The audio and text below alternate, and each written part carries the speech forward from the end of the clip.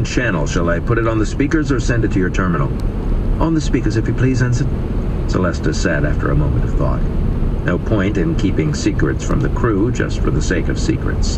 Enough people in the comm section had already heard the message to ensure that it would be widely disseminated with or without her permission. Welcome, most honored guests.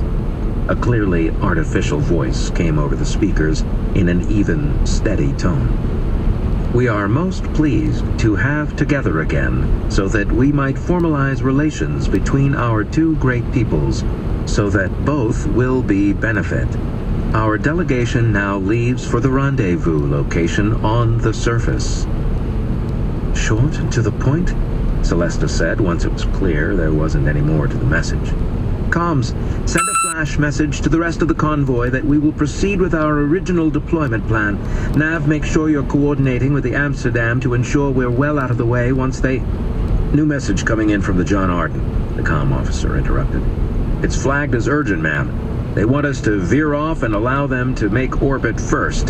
The ambassador doesn't want the Icarus or the Amsterdam moving into orbit until his landing craft has departed for the surface.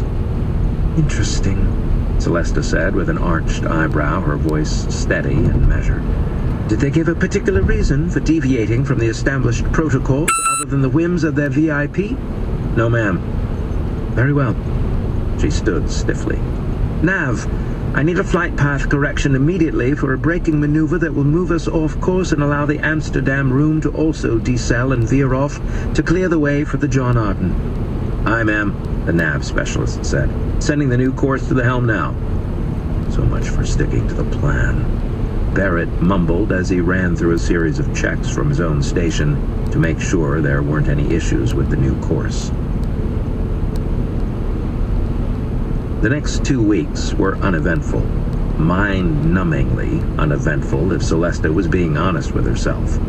After they'd finally made it to the planet and assumed their orbit at an altitude of 37,000 kilometers, far above and slightly behind the other ships in the Terran convoy, it had been made clear to them that only a small delegation from the John Arden would actually be participating in the meetings with the aliens. This had been bitterly disappointing to many of the officers on her staff, who had wrongfully assumed they'd be rotated down to the surface to look around and maybe even be one of the first humans to get a glimpse of the new species.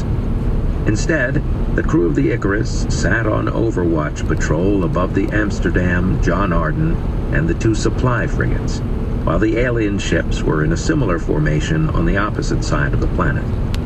Celesta was grateful the RDS had decided